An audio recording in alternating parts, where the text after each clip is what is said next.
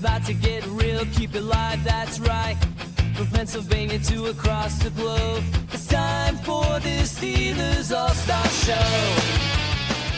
Welcome to the Steelers by the Lake podcast. My name is James Strong, joined once again by all of my co-hosts, Cody, Jill from Ohio, and Nick Pretzel. How you folks doing this wonderful Victory Saturday? Victory Saturday has never felt better. Jill, how are you doing? A little bit on the struggle bus. Lost my voice after a full week of being teaching again. But other than that, I'm doing great. Nick, how are you doing? I'm doing well. Victory Saturday has felt better because, and we'll get into that in a little bit, but it definitely is great to have a Victory Saturday at any point in time. So I'm happy that we won. I'm sad about some things that took place, but I'm sure that we will bounce back from that, and we will get into that as we talk some more Steelers news. Yeah, James, how are you doing? All right, man. It was a sloppy win, a messy win, but aren't we sloppy and messy too? So I'll take it however I can get it when it comes to a Steelers win. No doubt about that. I'm happy you clarified, James. I'm happy you clarified. So with that being said, today, the big episode, the big meat and potatoes of this episode, if you're just joining in or listening, is going to be talking about the 53-man roster prediction, and all of us are going to share that. James is going to kind of lead us through that, navigating how our roster predictions may differ, how they're probably, obviously, quote unquote, obviously going to be the same. So, James, let's start with some news. We got news, of course. Previous to this last preseason game, the Steelers did release linebacker Devin Harper, wide receiver Rock Taylor, and defensive tackle, not offensive lineman, Braden Fehoko. They did go back and sign defensive back Cam Alexander, two-time Pro Bowl long snapper Jake McQuaid, and offensive tackle Julian Pearl. These were all previous to that third preseason games in an effort to kind of round out that roster, especially with the question mark at some of those positions injury-wise. Yeah, I feel like that was fast. That was a fast cut. Do they always do it that fast, that first initial cut? Am I just... Well, and this was the transactions before that preseason game. Okay, my apologies. The cuts after quite yet. But yeah, usually I think there is a wave pretty quick after, and it's more of like the guys that, hey, you know, if anyone's interested in you, let's get you out there now because you never really factored into it kind of thing. Yep. But going into the game, we did hear from Mike Tomlin beforehand indicating that Cam, TJ, Aaron, and DK Metcalf would not play in the game. A few others ended up being held out as well due to either minor injury or veteran rest, like Isaac Seumalo didn't play. Jonnu Smith didn't play. He's been having like a nagging knee injury, I believe. Nothing serious. He's been working on the side, but there's no reason for him to play in a preseason game.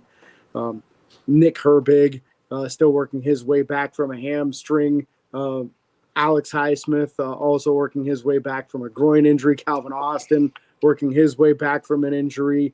Even a couple corners in Corey Trice and Dante Kent, who've missed all of the preseason games, unfortunately, missed this one too, not fully healthy quite yet. So kind of an unfortunate thing for some of these guys that you really wanted to see on the field. But that's just the way it goes in the preseason sometimes, man. Sometimes you get that injury right before the first game, and they're all in a span of 2.5 weeks now. So if you get an ankle or a hamstring or a muscle pull and it doesn't heal in 2 weeks, you miss the whole preseason.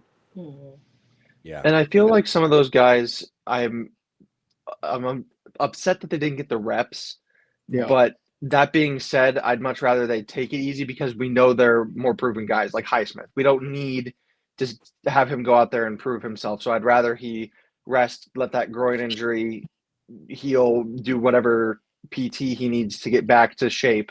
I'd much rather see those guys take that time off and miss out on a few reps and maybe start the season a little slower than go out there, re-aggravate something, and make it a longer experience on the injured list. So I'm not happy that they're hurt, obviously. You never want to see any guys get hurt, and we never champion for that. But especially when it's a guy that you're really excited to see play. I mean, obviously you want to see them out there, but we'd much rather they take care of themselves and have a longer stint during the regular season and as a whole than go out there and do something that's going to cause them more grief and more trouble. Yeah, absolutely, man. The only ones that annoyed me, and I should rephrase, not annoyed, but was just really unfortunate for them, were Corey Trice and Dante Kent. You know, the corner room, the back end of it this year was such a huge battle. We didn't know who was going to get those last few spots. It was really important for both of those guys to get on the field, and neither one of them were able to. So really unfortunate because you know what they say, you can't make the club from the tub. I'm going to throw Will Howard's name in there. I know we've talked about him before, but him missing the whole preseason isn't looking optimistic for his chances of making the depth chart with the way Skylar Thompson was playing out there. And I know we'll get to the roster cuts in a minute, but it's rare to see a team keep 4 quarterbacks. So we'll see what's going on there. But that was one that really got to me because I was the biggest Will Howard fan, and I'm so excited to hopefully see him, and I hope he still gets his shot in the NFL, and I do hope it's with us and that he succeeds. Yeah, imagine flipping those performances this preseason. Let's say Will Howard was healthy and he put up the numbers that Skylar Thompson put up.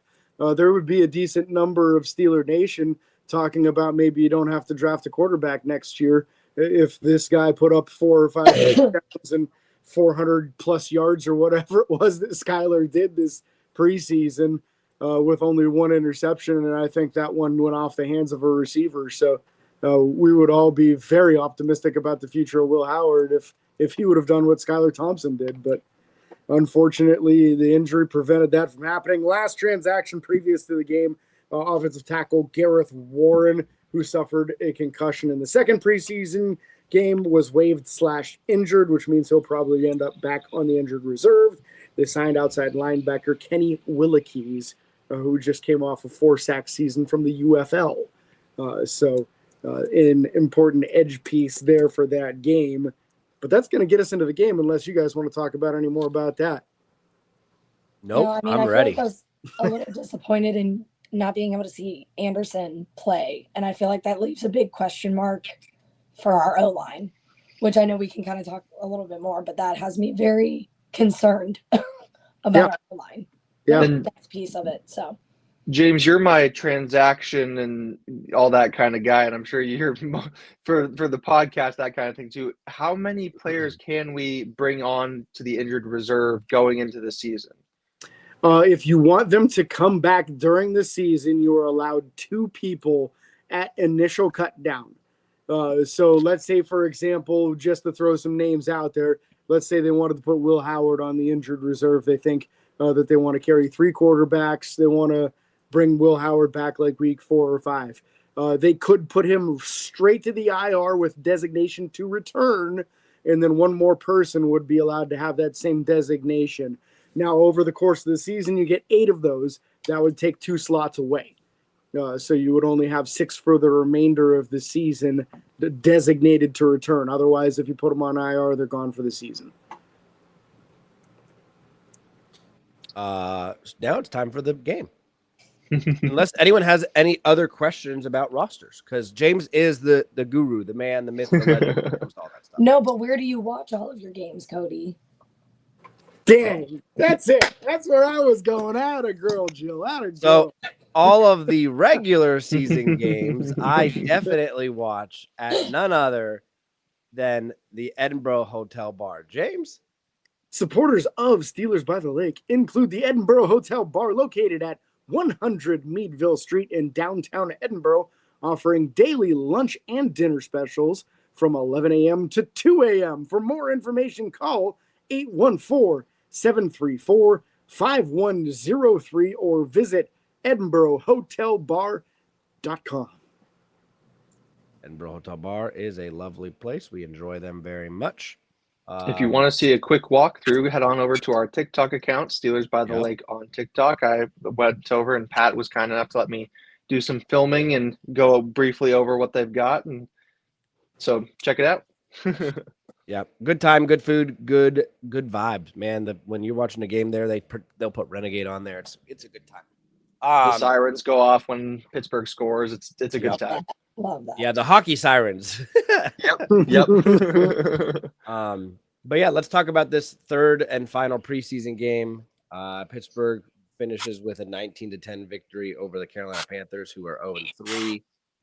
Again, preseason records don't really matter, but it's still part of the thing. I don't think we played a top tier team whatsoever, so there was a lot of things going on there. But quarterback room, Skylar Thompson did play very well. I think the scariest part of this is Logan Woodside outperformed Mason Rudolph. That is the scary part. So better completion percentage, 2 more yards, better average per completion, and better QB rating. So Mason did have a rough game. I really wish he would have looked better. He threw that pick, unfortunately. Felt like he was just staring checkdowns down at the beginning of the game. It was really annoying. What, James? What? But the whole game was sloppy. Definitely not a better completion percentage. You're looking at 66% for Woodside and 75% for Mason Rudolph. So not sure where you got that number. Oh, I apologize. Never mind. They both had 2 incompletions. Logan threw less balls. Never mind. Yeah, not Mason's best game. Let's call it what it is. I felt like outside of the interception, he wasn't that bad. I mean, 6 of 8 is a very good completion percentage. You'd take that in a regular season game. It was more the penalties that killed Pittsburgh in this game. Lots of sloppy play, lots of pre-snap penalties, lots of holding, and just that stuff that you don't want to see in the regular season. The nice part about it is that most of the guys that had a lot of these infractions won't be on the regular season roster, or they will be reserves on the regular season roster. But Mason, that interception's 100% on him. He threw into his zone and didn't know there was one more guy. My guess is he anticipated that person in the flat, and they dropped further back into coverage than he thought, and threw it right into the guy's arms in a crossing pattern. So, unfortunately, that's a play that he's got to make. He's been in the league long enough to know to look in front of where he's throwing the ball to see whether or not it's a safe area. So not his best performance, but I don't think anybody's worried about Logan Woodside taking his job, especially after him getting cut immediately following the game. Yep, very true. No, I'm not trying to harp too bad on him per se. I guess my bigger concern here was just the fact that Mason didn't have a better performance against a team that really wasn't that good. That secondary is not that good. I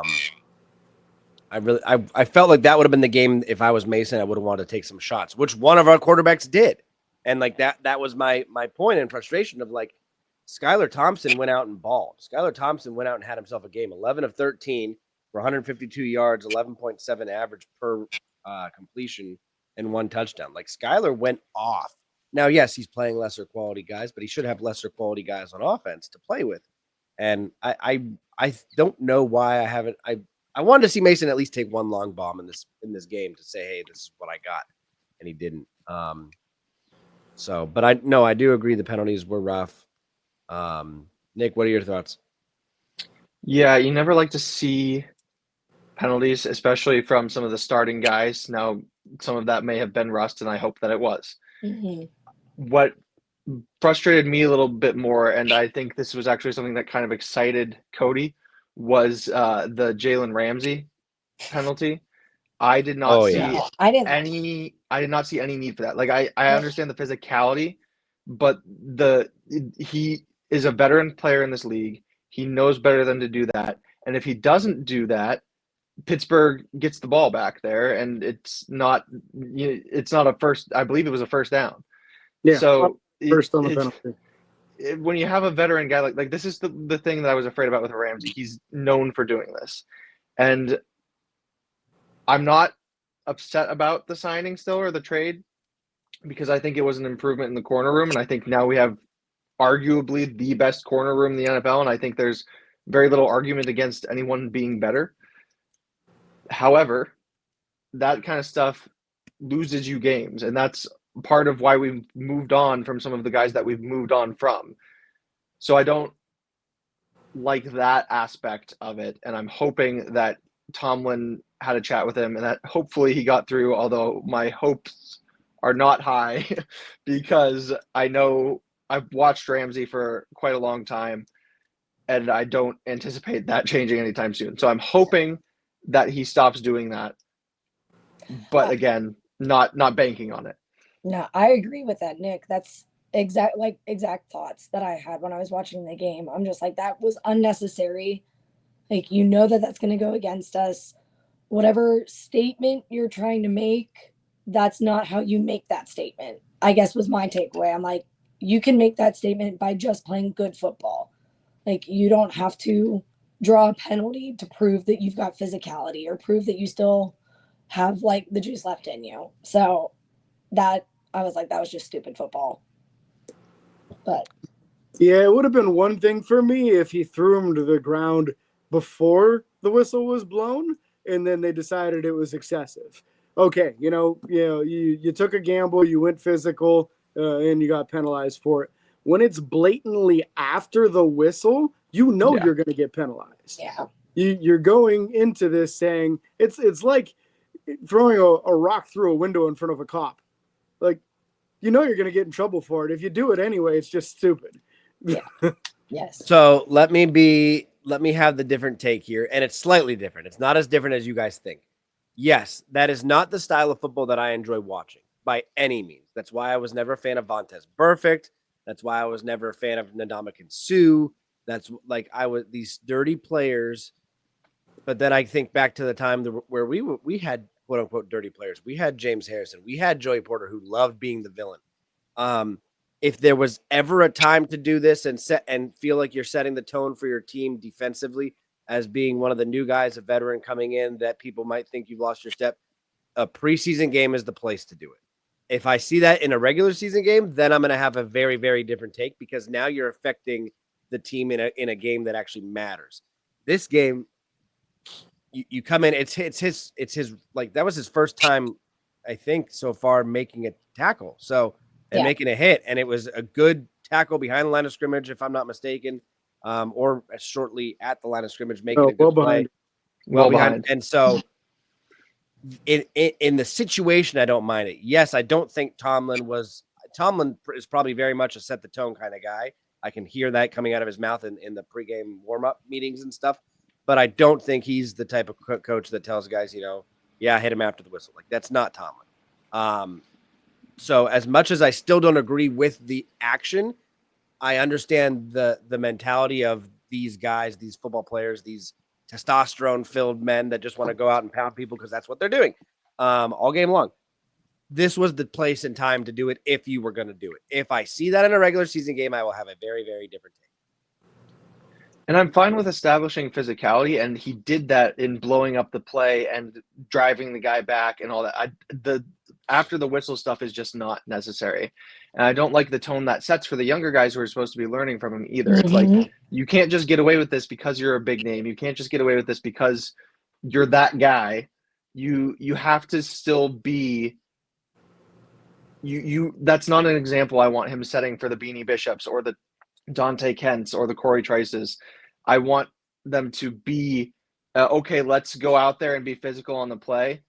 But then after that, we're going to be a character guy. And the play stops when the whistle blows, and you don't need to drive it further than that. That's my thought on it. Like, I understand the physicality aspect of it, but you still don't need to take it further from there. And it wasn't like I'm still driving through the play. It was the whistle blew, and he threw him to the ground well thereafter. Yeah. Well, and I'm also not confident, not to like spend too much time dissecting this, but I'm like not confident that would stop in the regular season. You talk about in any sport, the way you practice is the way you perform. So even if it is in a preseason game, you should be playing a preseason game like you're playing a regular season game. There shouldn't be I can do it in the preseason, but then I'll get it together in the regular season. You won't. how you're playing in the preseason is most likely how you'll play in regular season. So the way it was always brought up to me was practice does not make perfect, practice makes permanent. Yep. So if you practice it a certain way, you're going to Steven continue Furtick. to do it that way. Dang, I like that actually. I'm gonna start using that. There you go. Pastor from Elevation Church used that That's to talk weird. about Odell Beckham Jr.'s one-handed catch. It's a very interesting time. But yeah, let's not dissect that too much because I don't agree with it either. I will say that. Let's talk about this running back room. Trey Sermon led the yards with 39 on 4 carries, almost averaging 10 yards per carry. Caleb Johnson had 5 for 24. Lou Nichols, another hard runner, 2 for 14. Evan Hall, 2 for 9. Kenneth Gainwell, 2 for 7. Mason had a run for 3 yards. And then Jalen Warren, 2 carries for 3 yards. Nothing crazy out of that starting running back. So, I mean, what do you think here? Trey Sermon trying to make a run for the back roster running back room? What's going on here? I feel like he's borderline. Like we can utilize him for different things. Like he can run, he can block, special teams versatility. I'm not completely sold that it's the roster, but I feel like he tried to make a case for it. Yep. And you did a good job. There's a lot, I feel like, of availability on this roster still. I know we talked about a lot of the depth that we have and a lot of these guys that possibly could make the roster. And I think that there are some, and I know we'll dive deeper into this with the roster talks. I feel there are some that made a solid push to have higher consideration and others that their performance might have had them fall off that radar a little bit. But I won't get into that now. I'll wait till the roster predictions. But I will say that I was very pleased with a number of our running backs this preseason, especially in this game. I thought that a lot of these guys improved throughout the preseason, showing even more gumption in this game than they did in the last two, where the run game was a little bit slower. So that's something positive to take into this season, carry that momentum, and hopefully continue to build on it. Yeah, I would say that this game was a very positive step forward in the run game, and the stat line doesn't tell the story on this game. There were a number of very large runs that got called back due to penalties, and some that were kind of questionable as to whether or not it really needed to be called. So that's a huge thing for me. Like, for example, I thought Kenneth Gainwell had a huge game in this game, but you're not going to see that 30-yard run on here. Because Pat Fryermuth got nailed for a holding penalty on the edge. And there were a few runs like that from a few guys in this game where they busted off big runs, play gets called back. But I like what Trey Sermon did in this game. I think he's had a nice preseason, and I think this was a very good exclamation point on the preseason for him. Some guys step up to the plate when the pressure's the highest, right? Some guys see the pressure and they stand up to it. And Trey Sermon, when his season is on the line, really did a great job, I thought. So him and Lou Nichols are going to make this very difficult for people in that final. Are you going to keep a fourth running back or not position? Both of them really stated a case for themselves in this game. And I think we should feel pretty confident about not just the top three, but those two behind them too. Mm-hmm. If you're able to sneak one of these guys onto your practice squad and one of your starting three goes down, I feel pretty good about bringing either Trey Sermon or Lou Nichols up from the practice squad to make sure that your numbers are good during a game. I think they both have explosiveness and they both run with power, and I like that. Yeah. Looking into the next position, we'll talk wide receivers real quick, then go offensive line. Wow. Scotty freaking Miller. Okay. Yep. Putting me to shame and making me eat my words. I had been the biggest Scotty Miller critic, and every week I was saying, wow, Scotty Miller looks good. He's making me eat my words, and there's a reason Tom Brady liked him. That's what our buddy Jay from the podcast said the other day when he was watching the game with me. Scotty Miller, 3 for 3 catches on 3 targets, 82 yards. Lance McCutcheon coming in with a nice touchdown. As a matter of fact, I'm going to crack one for Scotty Miller's performance there. So I got myself a dragon fruit Mountain Dew this morning. So cheers to Scotty Miller. That's horrible. That sounds horrible. Keyshawn Williams, 2 catches for 31 yards. Lou Nichols, 3 catches out of the backfield for 21 yards. Trey Sermon, 3 catches out of the backfield for 14 yards. Jalen Warren, 2 catches out of the backfield for 12 yards. Pat Frymuth, our big tight end, 2 catches for 6 yards. Max Hurleman out of the backfield, 1 catch for 4. Evan Hull out of the backfield, 1 for 2. Caleb Johnson out of the backfield, 1 for 2. If you didn't notice, I said out of the backfield a lot because freaking checkdowns. Sorry. Can't stand it. It's a legitimate crash out. It's a valid thing to be frustrated about, especially with what we've seen over the past few years. I'm not the biggest fan of the check down either.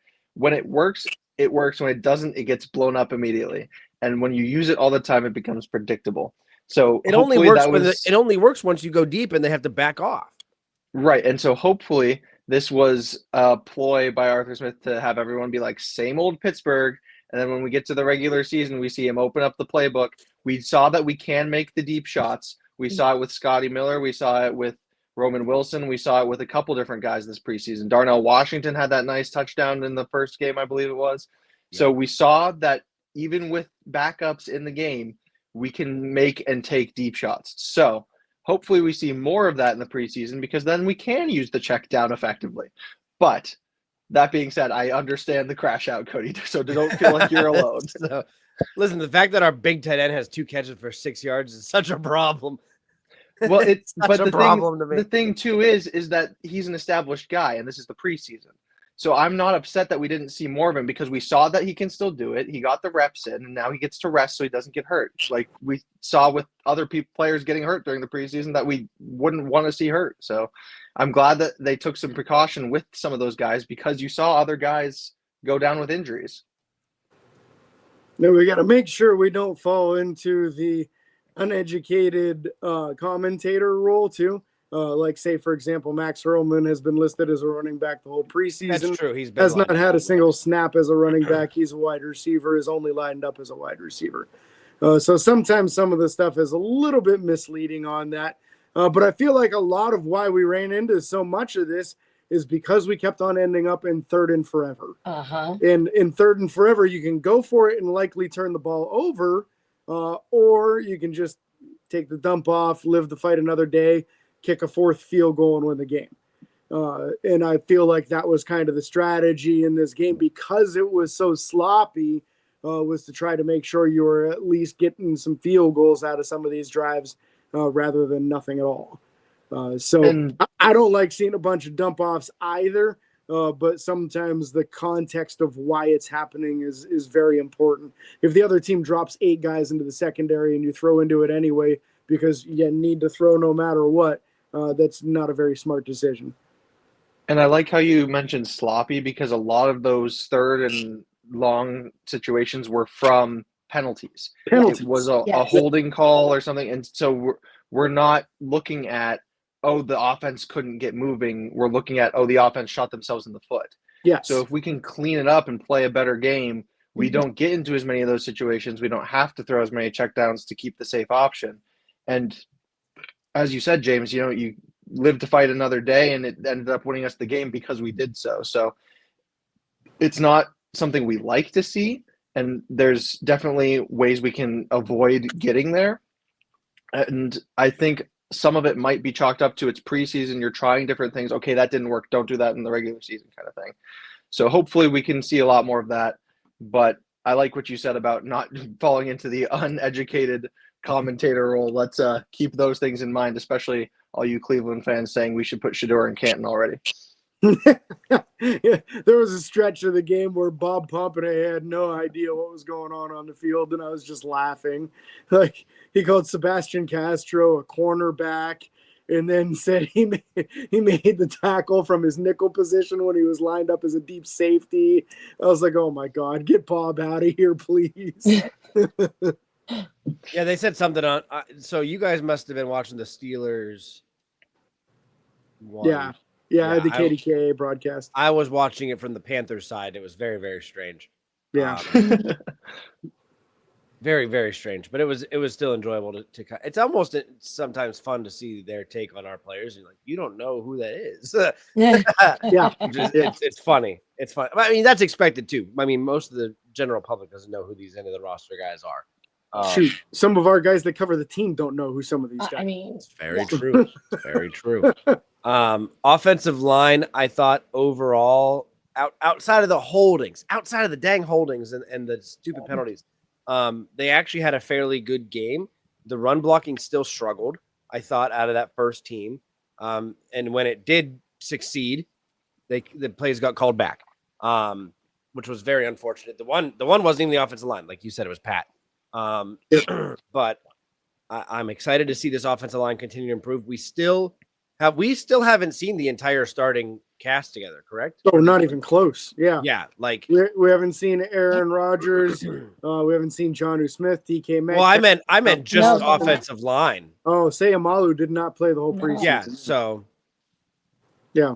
Very interested to see what this offensive line could do once all these guys are healthy and together and actually moving on all cylinders. I'm excited for it for sure. Yeah, and I feel like pass protection has been pretty solid from the starting unit with Spencer Anderson in there acting as the starting left guard. So that's at least something we can hang our hat on. I feel like Spencer Anderson did not look like the obvious non-starter with all the starters. Yeah. And that's a really good thing for who I would consider probably the top backup offensive lineman on this team right now. So we at least can say, hey, if one of the guards goes down, Spencer can hold it down for a little while. Mm-hmm. Beyond that, I'm not 100% sure. But... Literally. I thought Broderick had a much better game than he's been having recently. He actually, one of the very first plays, shut down a weird spin move on one of the very first plays that I saw, which was really exciting to see. But other than that, did anyone stick out on that first team or second team offense for you guys? I think we should be very happy with the performance from our young offensive tackles. Both of them had a very clean preseason. Now, granted, they didn't get a ton of snaps, but they did go against some top-end pass rushers from some of these teams. And Broderick and Troy didn't let up any sacks. So this is really nice. Broderick, from all reports, went from having a rough start to camp to finishing very strong. And in my opinion, in all three games, had a very good performance. So he's looking like maybe this is the switch that should have happened all along, and maybe they should have just moved on from Dan Moore and said, screw it, and just put some random person on right tackle and let Broderick cook at left tackle. But, hindsight's always 20/20, I guess, in that stuff. I didn't think anybody from the backup crew really was crazy impressive. Ryan McCollum had 3 penalties in this game, but it was good to see him back out there. Max Sharping got bullied. I didn't like that. He's 64, correct? Yeah. He got pushed around real bad. on the touchdown pass, he got bull rushed on his butt. Yeah.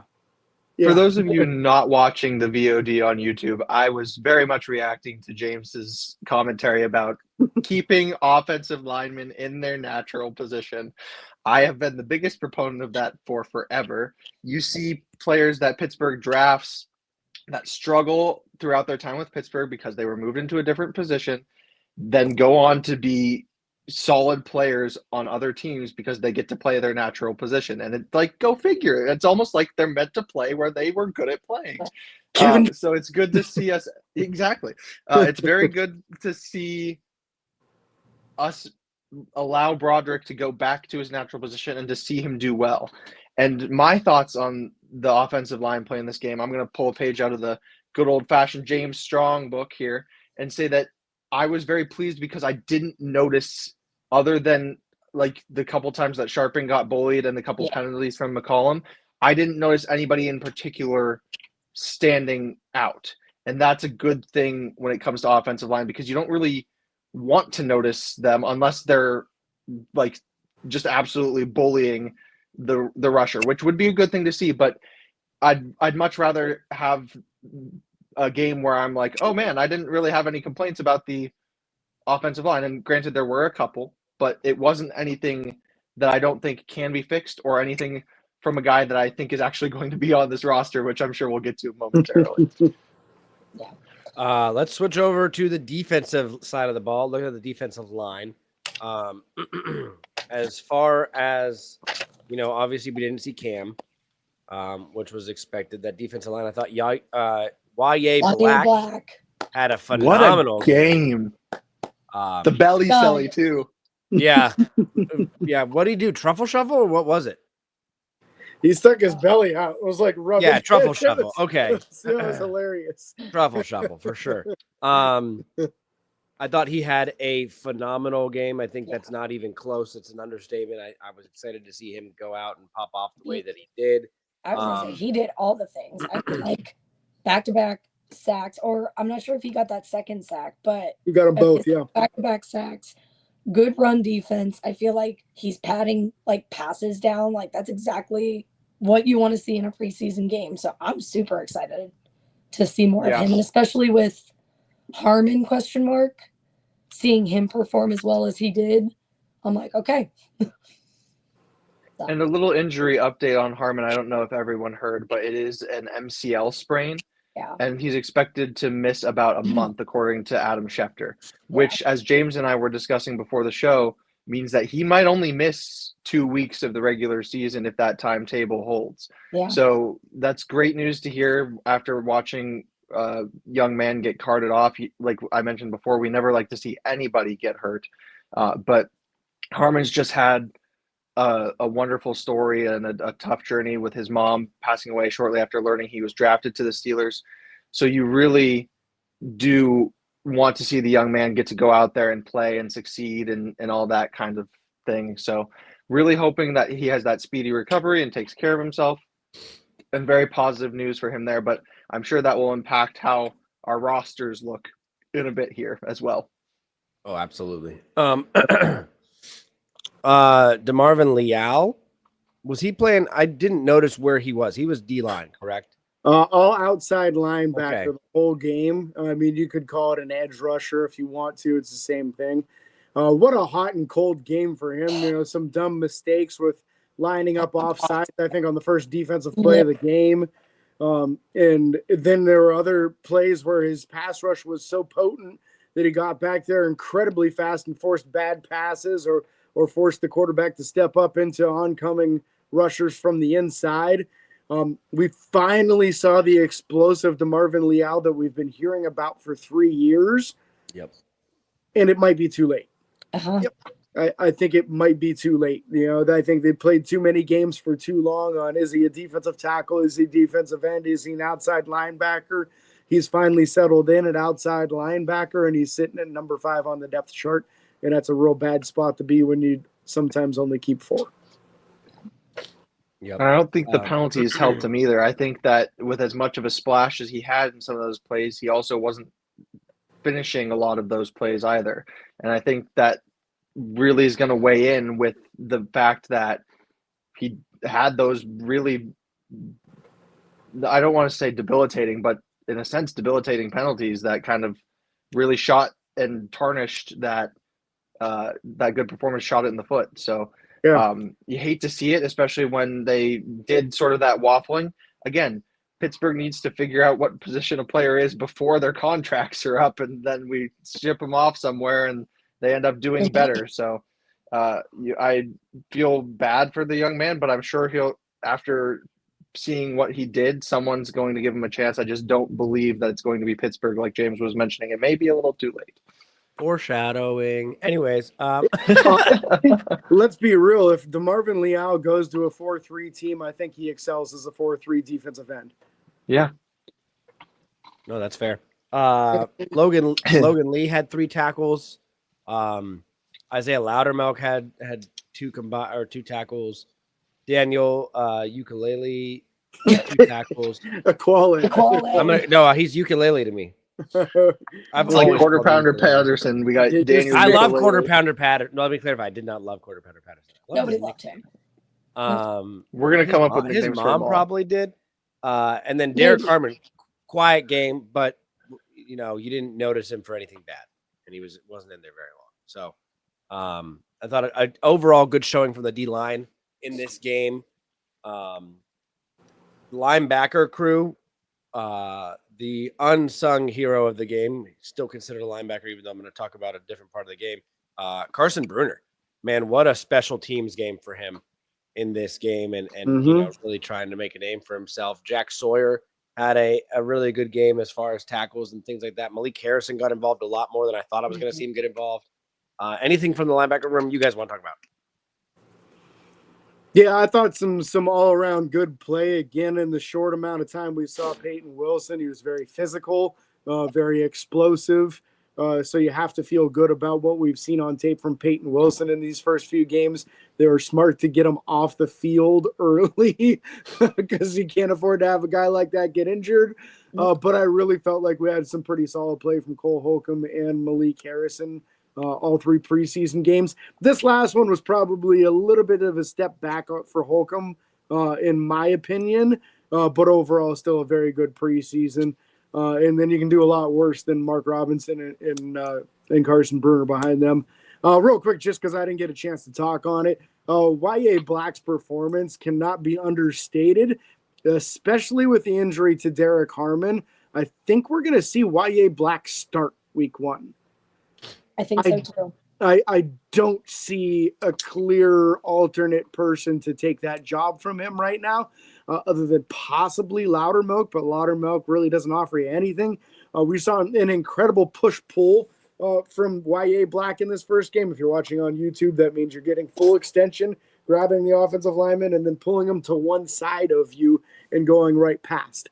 Very good technique on that. And then the next one, he just kind of overwhelmed the guy. He uses his length so well.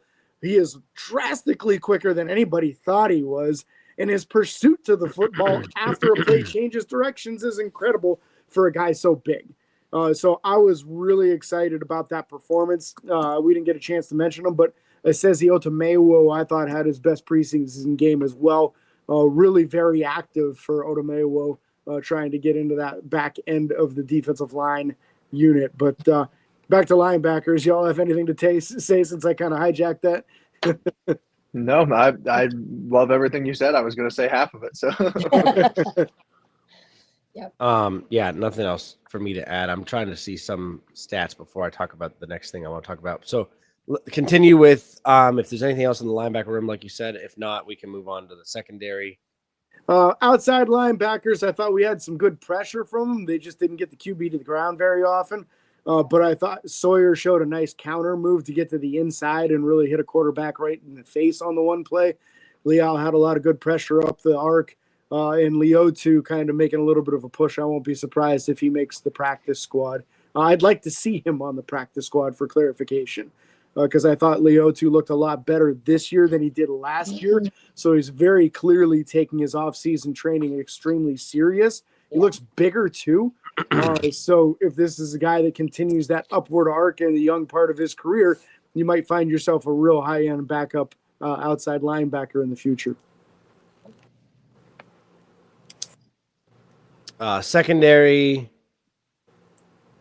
I apologize. I apologize. I've been trying to look up numbers and I finally found them. James, who did you just mention? Eku Leotu. Oh, Leotu. Okay. Mm-hmm. How many games did he play this preseason?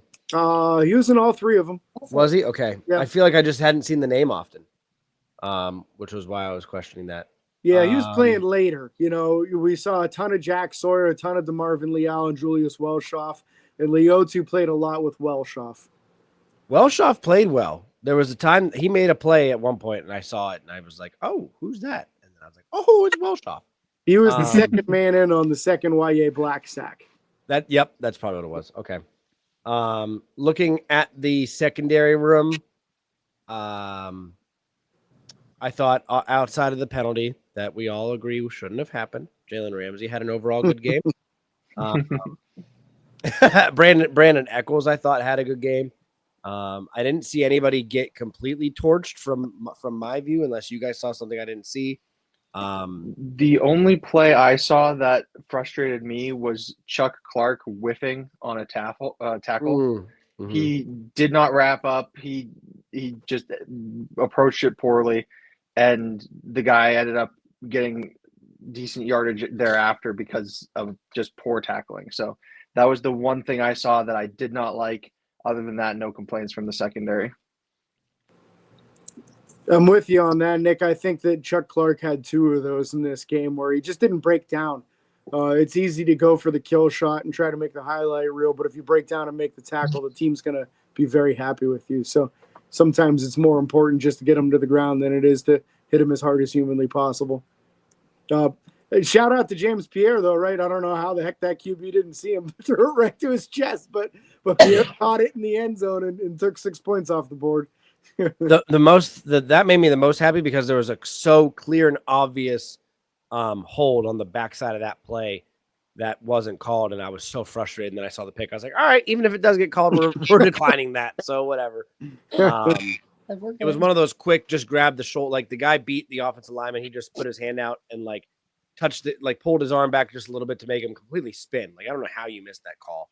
That was really, really frustrating to me, but it's preseason for the refs too. They're trying to figure it out. One quick thing on the secondary. This was our first look at the starting 3 corners. And we did see that Jalen Ramsey will officially line up as free safety in the base defense. In fact, that's what he did, I think, most of the plays in this. So he's either going to be your slot corner or your free safety. And they're going to move him around. But I like the fact that they said, you know what, I know he's not normally a safety, but at this quality of player, we have to make sure we have him out there. We have to make sure we have Slay out there. We have to make sure we have Porter out there. And that strategy will change if somebody gets injured or something, I'm sure. But I like doing that to get your best talent on the field. Yep. I was going to say, I think I saw a player too where he lined up in the nickel position as well. So they're definitely moving him around and not just keeping him to one position, which I like. And I believe at some point somebody had posted like Jalen Ramsey taking snaps at safety or something like that during the preseason or the training camp era. And he reposted it and said, "I'm a defensive back," is what he said. So love that mentality out of him. Glad that he's okay with being moved around because I think that best suits him too. So there's a little praise, Jalen Ramsey. I won't just rip on you. We are happy you're here. Keep doing what you're doing, but rein it in a little bit, James. Rein it in. Rein it in, Ramsey. Rein it in. Special teams. Let's not forget the specials. Special teams. Special plays. Yeah, really. Caleb Johnson, 3 kick returns for 66 yards. Nothing crazy. Keyshawn Williams, 2 punt returns for 19 yards. Nothing crazy. But man, the new man, the myth, the legend of the time, Ben Sauls, 4 for 4 on field goals, the MVP of the game. I don't know if you guys saw on social media, they did post a picture of all the special teams guys holding him up. It was really funny. So it was Boswell, the 2 punters, and Christian Kuntz all in the picture. And then obviously Corliss Waitman, 1 punt for 35 yards. Cameron Johnston, 1 punt for 33 yards. So take that with a grain of salt. I mean, it is what it is. That's been a fun roster battle to watch all preseason. So I've enjoyed the punting battle. Yeah. Anything else you guys want to add from this game before we go to the 53-man roster predictions? Nothing from the game, but I am going to briefly talk about the 11 players that were released after this. So you're not going to hear them on our 53-man roster predictions, hopefully. They're not there. There's Jack Sawyer. Never mind. Sorry. On the defensive side, Kenny Willekes spent a couple days on the team, and that's it. Defensive back Cam Alexander, the same. Quindell Johnson, the safety, released. Kyler McMichael and Mikey Victor released. On the offensive side, Doug Nestor, Julian Pearl, the offensive tackle that was just signed, released. Logan Woodside, running back Evan Hall, tight end Kevin Fulch, and long snapper Jake McQuaid, which is the biggest take from all this. That means they are confident that Christian Kuntz will be healthy week 1, or they never would have got rid of Jake McQuaid. Or they're confident with what they saw out of somebody else. They're confident from Logan Lee. The more you can do. That's my guy. That's my guy. The more you can do. All right, so versatility. As we tease, this is going to be a long show, but we're going to try and get through this part in a timely fashion. So crack a second one if you need to, folks. I know. Here's one to keep us rolling. We're going to talk 53-man roster predictions. I've got a master sheet here. I'm going to keep track of everybody's and try to narrate and then let people talk on if they have some wild thing like Pittsburgh trading for a quarterback or something crazy like that. I need somebody to have an unhinged. You guys, I think you guys are let me- going to like one of my early takes. I think you're Alright. going Let me just say we're now trading Mason Rudolph for Patrick Mahomes. No, I'm just kidding. Kenny Pickett, hello? Kenny's Hey, the number the 2. Browns have the most Super Bowl rings in their quarterback room, more than the Ravens and more than the Bengals. It's fair. Joe Flacco and Kenny Pickett both have Super Bowl rings. Okay, yeah. But none of them have Aaron Rodgers, and that's where we're starting off here. I think all four of us Four-time MVP. safely have Aaron Rodgers on our roster. I would say all four of us probably safely have Mason Rudolph as well. Cody, you have Mason also? Yep. All right. So the question comes to QB number 3. Do we all have Will Howard on the team? Nope. No. No Nick, no Cody. Jill, what about you? Well, it's so hard because I don't know if we IR Howard and we keep Thompson, and so Howard can return. So this is a great pose time. any trade capital? Like, This is a great time for me to share my thought on this to kind of help you process this, Jill. oh boy, here we go. 2 years ago, Pittsburgh draft an up-and-coming quiet name by the name of Calvin Austin III. Calvin Austin gets injured, or they say, and he spends the first year on an IR to come back as kind of a rookie the following year. His second year was kind of his rookie year. Last year, we drafted a guy by the name of Roman Wilson, who spends the first year on IR and comes back Troy as a rookie his Fautanu. second year. Logan Lee. Troy Fautanu. I mean, all these guys. Listen, Will Howard's going to ride this year on IR, and we're rolling with Skylar Thompson as the third QB. That's my thought as well. That's my take on it. Listen, we've seen it done how many times? I think Pittsburgh strategically does this. I like sometimes. Listen, they're going to pull him into the office and say, "Listen, we know you kind of hurt yourself a little bit. We want to play it safe. We have Aaron. Skylar came out and played well. We have Mason as a confident backup. Let's have you be safe. Learn from Aaron while he's here, and then we'll see what you can do next year in preseason." Like, come on.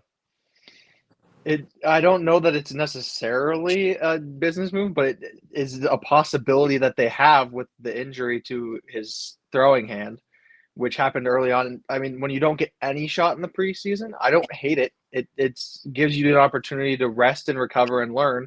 And Aaron has mentioned in multiple pressers, I'm giving him everything I can. I want to be there. And on top of that, I don't know how many of you watch Cam Hayward's podcast, but they had Aaron Rodgers and DK Metcalf on the other day. And DK said, maybe a lot of people are doubting the connection we have, speaking about him and Rodgers. And he goes, I think we've got something really good here, and hopefully we can run it back. And he got a maybe out of Rodgers. So who knows? Maybe Rodgers is with us another year, gets to mentor whatever guy we end up taking in the draft, because I assume that's still the plan. But it also gives Will Howard another year with a 4-time MVP, Super Bowl champion, to kind of mentor as well. So I think Will Howard will be around. I think the IR is the way that gets done, especially because I don't see certain other players that are also nagging injuries being put on the IR to start. We'll see if those injuries get re-aggravated, but I've got people making the roster with Hughes next to their name on ESPN's depth chart. So we'll just leave that at that for now, but that's my thought too. All right. Well, I have Howard on the 53. So. All right. So that puts 2 of us and Will Howard, 2 of us and Skylar Thompson. We've already got a variance after the first position. I like it. I think there's value with Skylar Thompson. He really did look good this preseason. And I think there's a few quarterback rooms in the NFL that would really love to have a guy like that, because their quarterback rooms have looked awful from top to bottom. So we'll see. Maybe, you never know, somebody like the Saints might come calling. You might be able to get something for them and make the whole decision even easier. Onto the running back room, I think it's safe to say we all have Jaylen Warren making the team. I would also say it's safe to say Caleb Johnson is making the team for all of us. Do we also all have Kenneth Gainwell? Nope. No, I do.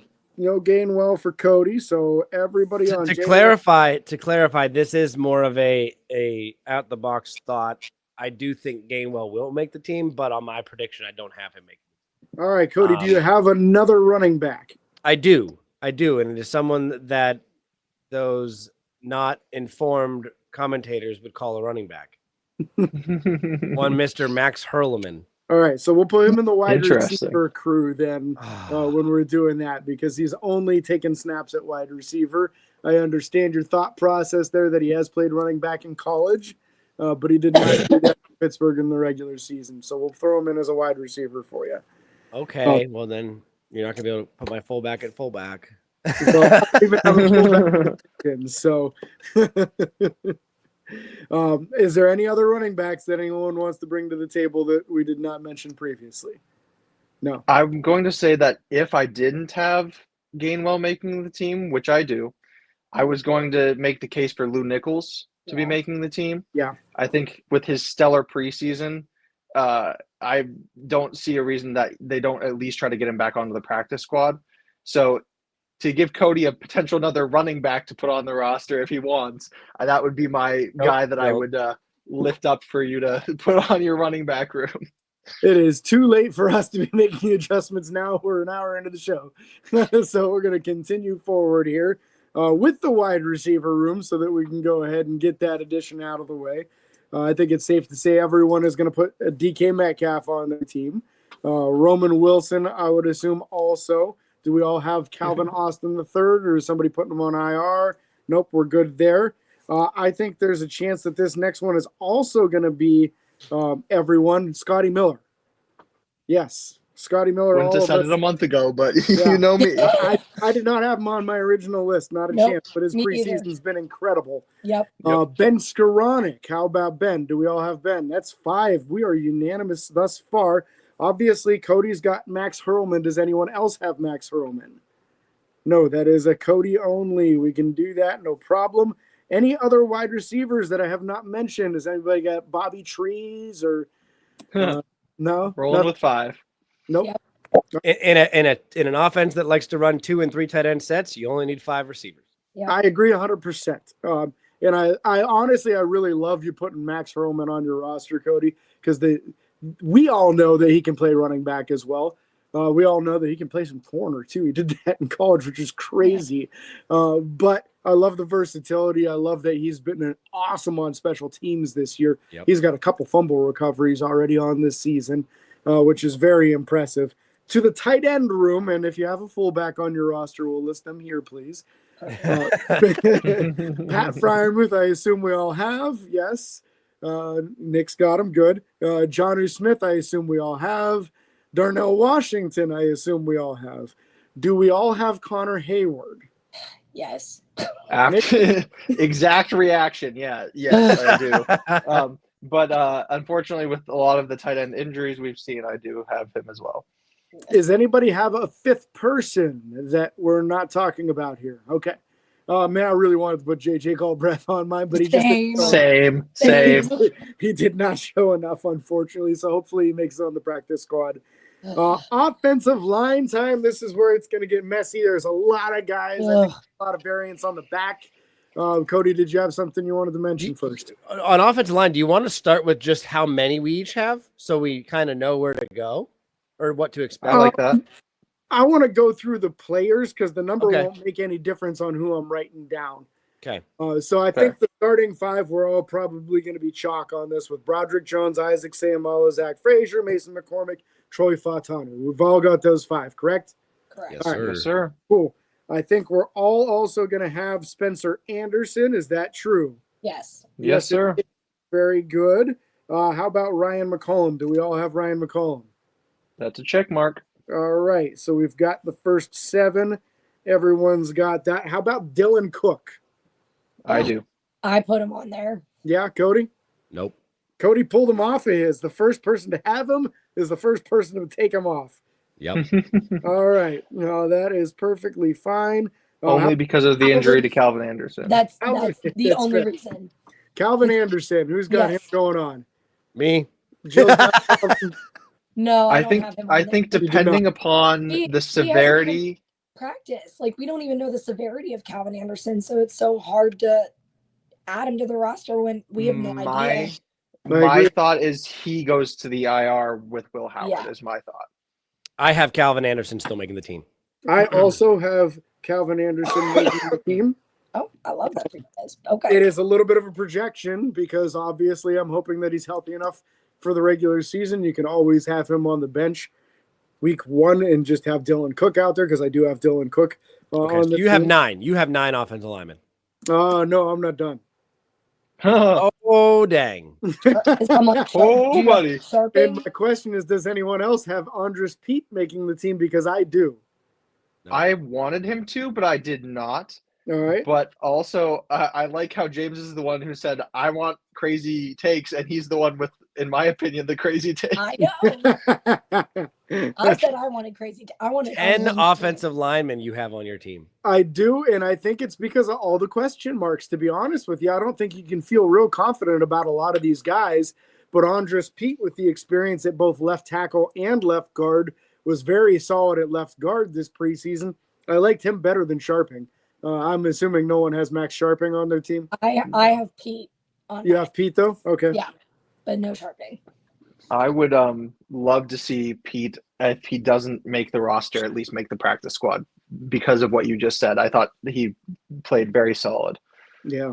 Cody, you rolling just 8 then? You don't have anybody else? Correct. Okay. Same, There's also nobody rolling 8. else? Okay. All right. So that puts us to the defensive side now. We're going to start defensive line with the big boys, and this would be defensive tackles and defensive ends in Pittsburgh's scheme. Obviously, Cam Hayward, we all have Cam making the team. Keanu Benton and Derek Harmon, unless somebody's saying he's going straight to the IR. Oh. Nope. All right, so we've all got those 3. I think the next one's pretty safe, too, in my opinion, with YA Black. Everybody's got YA making the team. Yep. Cody, that's a yes. All right, cool. Yep. Next one, Isaiah Loudermilk. I see that could be a question possibly. We all have Loudermilk. Okay. So the first 5 are chalk. My 6th is Daniel Aquale. Does anyone else have Daniel Aquale? I have a I question. do. Okay, that's all of us then on that as well. Is there a 7th anyone's bringing to the roster? Do we have a Logan Lee from someone? Logan Yes, Lee, we do. baby. Yes, we Black and do. yellow, black and yellow, black and yellow, black and yellow. And here's where I might have you all thinking I'm crazy. I've got one more. Oh, man. Holy crap. All right, I've go got for it, Nick. I've got Otamewo also making the roster. Oh, Because of the injury to Harmon, I have a little bit more depth here. Nick, got it. Logan Lee is everybody but me, Nick, Cody, and Jill from Ohio. Cool. So we're all set on that. Loaded up on the D-line. I'll be honest with you guys, I really wanted to keep Logan Lee, but I kept an extra guy at a different position instead. But I think Logan Lee's got a real good chance because of the fact that you have that question mark with long snapping. Yeah. If Christian Kuntz tweaks his injury week 1, you can snap Logan Lee right out there to do the snapping. Let's go middle linebacker room next, just because that's how I wrote it down on my sheet, and it'll be easier for me that way. I assume everyone has Patrick Queen, and I assume everyone has Peyton Wilson as well. Yes, all right, we're good there. Does everyone have Cole Holcomb? Yes, sir. Yes. Everyone but Cody Cody does not. Cody's trading Cole Holcomb again, I assume. Yep. Listen, he can save us $2 million on the cap. Get another draft pick. Okay. The linebacker depth is there in a way that we haven't seen in years. That is a fact, which brings me to my confidence in the next person being at least 3 of the 4 of us, Malik Harrison. Yes, sir. Okay, that's a unanimous for Malik Harrison. How about Mark Robinson? Yes, sir. Cody's in. Jill in. Nick are out. I am also in on Mark Robinson. Cody's such a Mark Robinson fanboy, and I'm here for it. I said Carson Bruner instead. All right, so Jill's on Carson Bruner. Cody's also on Carson Bruner. Okay. How about you, Nick? No, I'm out. I wanted to be in on Carson Bruner, especially with his special teams play, but with keeping the extra D linemen couldn't fit him in. This is where I went crazy off the wall. I also kept Carson Bruner, which has me with 6 middle linebackers on this team. And I did it because of the special teams value. Mark Robinson's been very good in special teams. I think Danny Smith is not going to let Carson Bruner get cut. There's no way. This kid's got like 7 or 8 special teams tackles in 3 preseason games. He's been all over the place. So I think you have to, especially to me, the thing that ties that together is, are you going to put your outside linebackers and are you going to put your tight ends and running backs on special teams? I don't think any of these tight ends other than Connor Hayward are going to go covering kicks. Yeah. So that puts one extra guy that's got to come from somewhere that's that linebacker, running back, tight end type body, and you might Max need to pull an Hurlman. extra one from there. Well, being 5'10", 200 pounds, he's not quite the size you look for typically. If you were a little bigger, if you were like 215, I might be in on that thought, but not quite big enough in my opinion on it. So that's where I went there. Let's bring us to the outside linebacker room, which I think the first 4 are going to be chalk from us. TJ, Highsmith, Herbig, and Jack Sawyer. We all know, we're all familiar with Jack Sawyer. We're good there. Yep. He's on my list. Cody, you got him? Okay. That's a good thing. Yeah. All right. Is anyone keeping anyone outside of those 4? No. All right, cool. Yeah. That one was an easy room for us for sure. Onto the cornerback room. Jalen Ramsey, I assume everyone is keeping. Darius Slay, everyone is keeping. Joey Porter Jr., everyone keeping. No, I'm just kidding. Well played. Brandon Eccles. Do we all have Brandon Eccles? Sigh, yes. Yes, Yep. because of the question mark with Beanie Bishop. Yes, fair enough. So Which he's the next guy on my list. Do we all have Beanie Bishop? Yes. Yep. I don't. Jill doesn't look like she does. Jill I does. Jill does I put not. Eccles instead of Bishop because I don't know what's going on there. What do you mean? What's going on there? He didn't play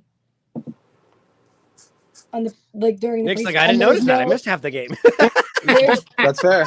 There's no report. Like I haven't heard if there's an injury or if there's another team that might be interested in him, and we have other players that we like more, so we're willing to be in that conversation. I was listening to the Steelers Depot podcast, and they were like, Bishop he wasn't there. So is it an injury? Is it because there's a potential of him in a trade and we don't want to risk an injury? So I have Eccles instead of Bishop. But I like Bishop. For the record, I like Bishop. So, yeah.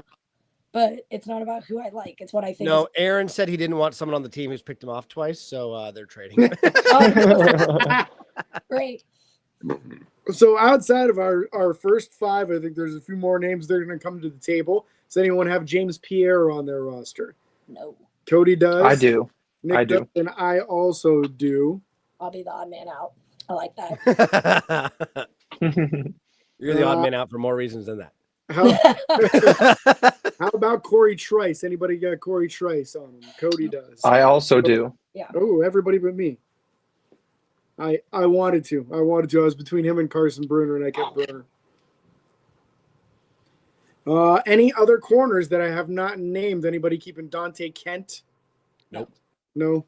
Nope. Tough to do so when we didn't hear anything from him all preseason. So this is where James is going to have 5 safeties, and I can't wait to hear this. So obviously everyone has Deshaun Elliott and Juan Thornhill, I assume. We're good there. Chuck Clark on everybody's roster? No. Not on Nick. Oh. Cody, you keeping him? I am. I All right. will say the desire there is to keep somebody else, but I think Pittsburgh will keep Chuck Clark over Sebastian Castro.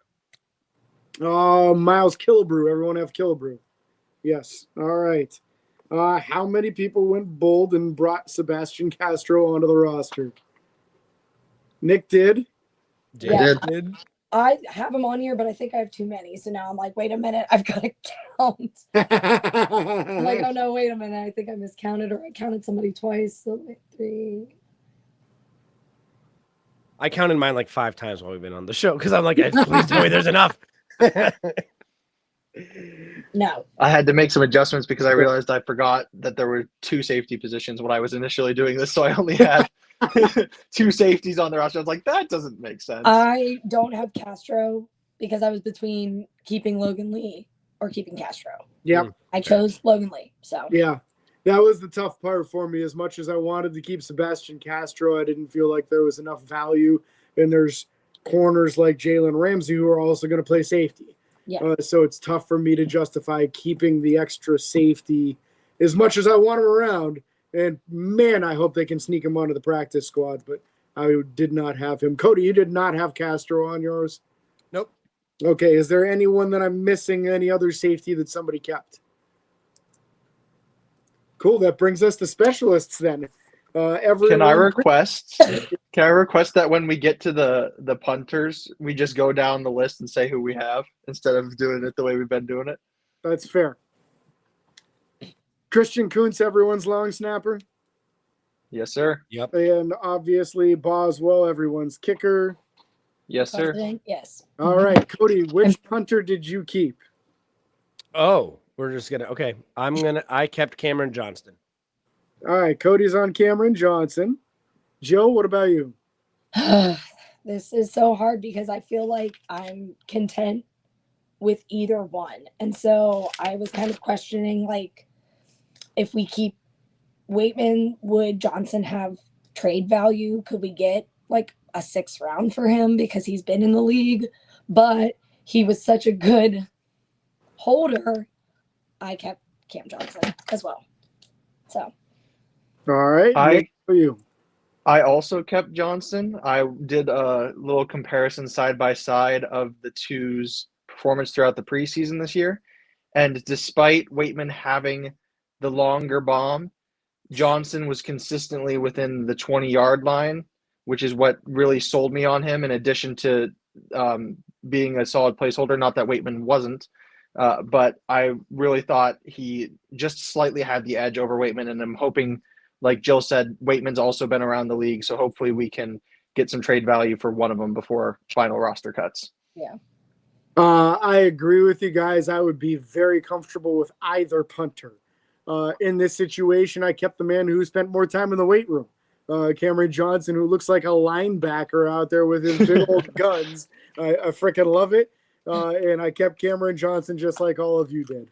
Now, if Pittsburgh goes the other way around, I won't be heartbroken. I think Corliss Waitman did one heck of a job last year, was probably the best punter they've had in 5 or 6 years. That being said, I think Cameron Johnson's experience and his ability to precisely do coffin corners like Nick was mentioning, I think his accuracy is a little bit better than Corliss's, and I think that's where he gets the advantage.